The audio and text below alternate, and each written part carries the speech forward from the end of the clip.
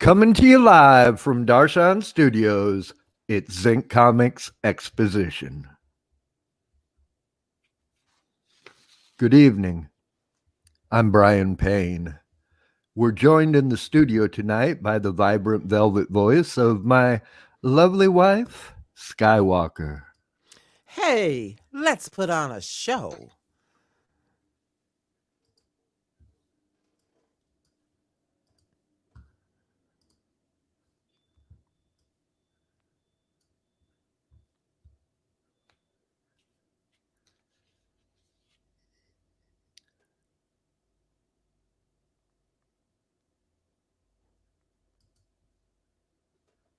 Now, per usual, the wife and I will continue to discuss Asama Tezuka's 8-volume manga masterwork, Buddha. Skywalker, I saw you doing some research this week. Do you have some information you'd like to share with us at this time? Well, I was just reading a book, going through a book I actually read before about the Buddha's life that's written by a Lama, a Western Lama, and we'll have that information below. And his book is based on lots of research, and he talks about archaeology and all of that because as a Buddhist, just like in other religions, you can get these stories that you hear, and then you find out, oh, that's really not true. So, but and also I got a little bit of a clarity on some of the things we've talked about already. And you talked about this too, but I don't think it was quite as clear. At least it wasn't for me. So I'm just going to go through it again because it'll be coming up. That at this time we're dealing with the Indian people who in India was named after the Indus River. And the people there were indigenous people in that area who had their own religions. And then the people from the north, who were called the Aryans, came into India, and they had the Vedic religion, which Hinduism is rooted in. So, but they combined some of their Vedic religion with some of the indigenous religion. But the Aryans brought the what was called the Varna class system. And they had the Brahmins, who were the religious leaders, the Kshatriyas, which were the ruling and warrior class, the Vaishyas, which were the agricultural and merchant class, and then the non-Aryans, which were the Sudras or servants. And those are the people that Shapra and Tata are. And according to this book that I read, he said that the untouchable caste didn't even exist at the time of Buddha. They hadn't made that caste. And so at this time that the story's taking place, there's actually two religions in India: the Vedic from the Aryan, and they had animal sacrifice and complex rituals. And then there were the what were called the samanas or the recluse, the ascetics that are people who would go and do all these different practices, and they were the first yogi practitioners. So that was the background that we've been looking at, and we went to Cap Kapali's Kapilasavatu, which is where Shuddhodana and Maya live. And he was the Shakya, and they were actually a republic beneath the Kosala kingdom. So actually, Shuddhodana, unlike what we've heard in our stories and folk tales, he wasn't really a king or a royal person. He was actually like the elected head of that area. And so he was like an elected chieftain. So when you say under, you don't mean geographically, you mean subservient to, correct? Correct, Yeah. correct. Because I Okay. think they might actually be north of Kosala.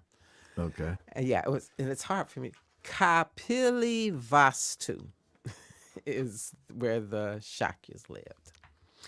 So that's the where we are right now in the story. I don't want to go any further until we get into the story.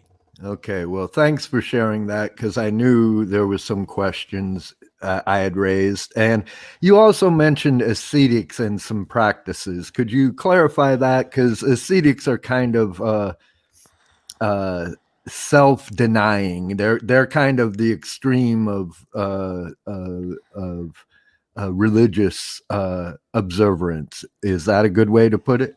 Well, yeah, and actually, some would say they're not actually self denying, but that they are really more preoccupied with their self in terms of going through great efforts to mortify themselves or their flesh. Like they'll fast a long time, or they do extensive hard yoga, and so that's why they were called a sea. And they avoided company. They were like hermits too. And some of them did become religious leaders, but a lot of them were solitary practitioners. Okay. Well, as we said before, Buddha doesn't simply focus on Siddhartha's spiritual journey towards enlightenment. Instead, Tezuka created a tale that relies heavily on action and a large cast of fictional characters.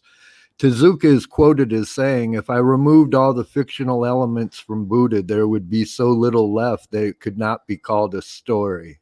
In other words, the series is merely based on real events, torn from the day's headlines, as it were, using the life story of Buddha as inspiration.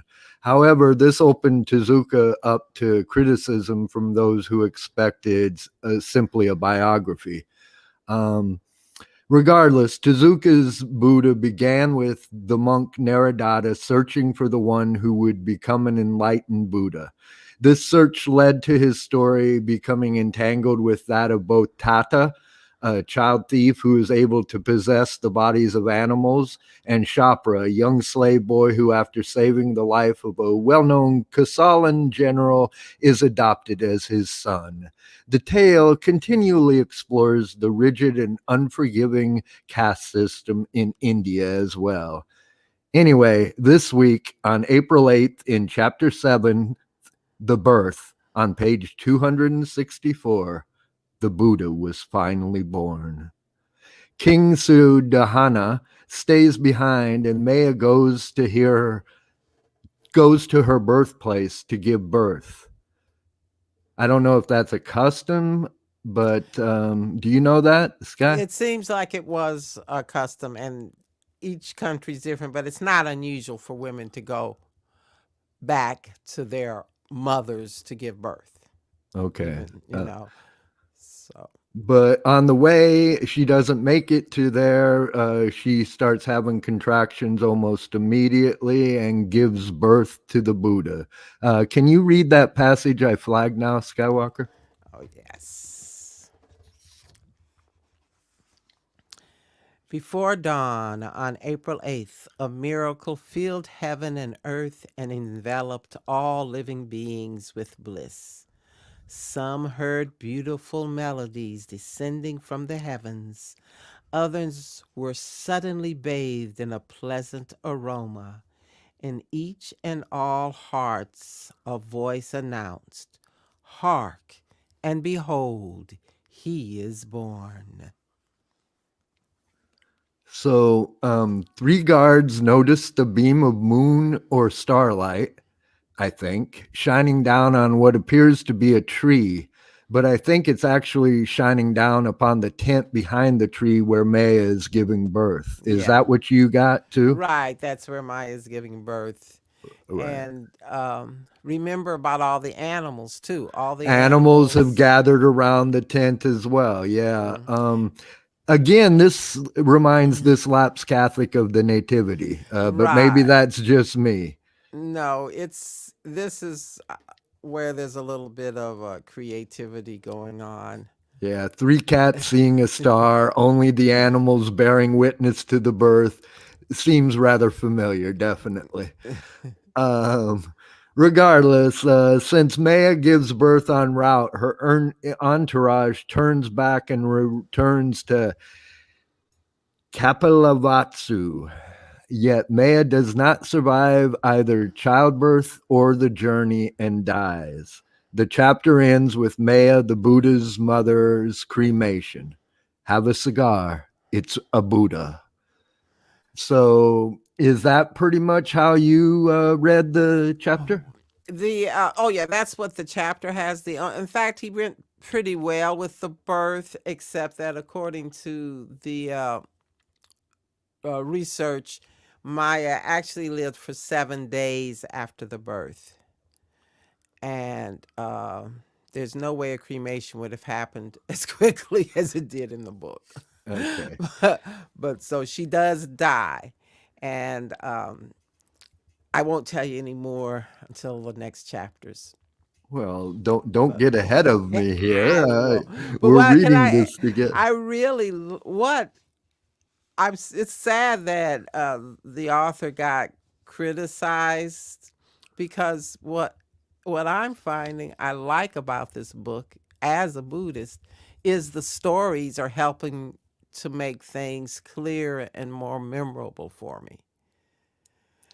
Because I had read about the Buddha's birth before, but Kapilavatthu and Kosala didn't mean anything to me. But now they mean a whole lot and make sense when I read about the relationship after, having read about the story and the battle in this book. So to me it makes it really better. But I do have a little folk story I could that's real quick about the Buddha's birth I wanted to share. Sure. But before we go do that, is the Buddha's birth celebrated the way Christians celebrate Christmas? Is there a holiday or a celebration in honor of the Buddha's birth in Buddhism that you know of? It isn't like Christmas at all. They don't be getting into gifts. It's a spiritual holiday. And it's not a holiday. It's recognized and acknowledged because see the thing is, and the only way I can tell you this is that uh, it's a holiday that's observed because the Buddha's birth happened and his enlightenment and death happened on the same date. Okay. So it's I don't know how they celebrate it But it overseas. is definitely observed, Oh correct? yeah, it's definitely observed. It's big observation, but not like Christmas. It's a total spiritual And it holiday. is April 8th? They say, well, it's interesting because in the book I read, he was saying it was around in May. So it depends on the calendars, Okay. but it's definitely was springtime. That's it. Okay. So so anyhow, in this one story, it said that when after he was born, that the baby took 7 steps, and at each step a lotus flower appeared on the ground. And at the 7th step, he stopped and shouted, "I am chief of the world. Eldest am I in the world. Foremost am I in the world. This is the last birth. There is now no more coming to be." And there's statues that show him with his right arm raised and his index finger raised to the heavens and his left hand pointed down to the earth.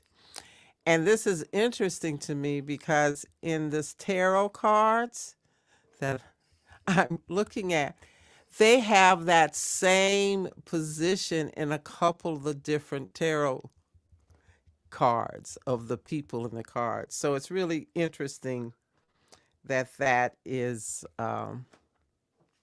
known That's in a other traditions. that's an interesting connection. I know in the tarot cards they also have a figure hanging upside down on a tree, and that also happened to Odin in Norse mythology. So Okay. that's an interesting tidbit as well. But anyway, thanks for sharing that story with us, Skywalker. Thanks for reading Buddha with me. And thank you for listening at home to me and the wife discussing this manga masterwork.